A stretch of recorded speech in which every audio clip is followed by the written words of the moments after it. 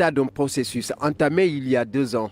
Ce diagnostic de la fonction publique locale, lancé en 2023, permettra aux décideurs d'avoir une lecture des problèmes qui gangrènent les collectivités territoriales et de prendre des mesures idoines pour les résoudre et offrir aux Sénégalais un service public local de qualité. Il nous permet, à partir de maintenant, de pouvoir définir une feuille de route, de lancer les grandes concertations et de pouvoir mettre les résultats de nos travaux dans la préparation de la grande réforme que nous préparons, qui est l'acte 4 de la décentralisation. Les résultats du diagnostic ont décelé plusieurs dysfonctionnements, allant de la formation des agents jusqu'à leur salaire, en passant par leur effectif et leur répartition. Ils peuvent s'attendre à des lendemains meilleurs.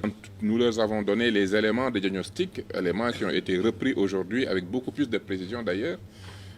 18 000 agents recrutés, seulement 8% de fonctionnaires, un taux d'administration très faible. L'intersyndicale des travailleurs salue la prise en compte de leurs revendications dans le rapport et garde espoir quant à l'application des mesures qui seront prises. En suivant le ministre, il y a des lueurs d'espoir quand même qui ont été permis parce que nous avons toujours estimé que nous sommes des partenaires sociaux et justement notre rôle, c'est justement de créer les conditions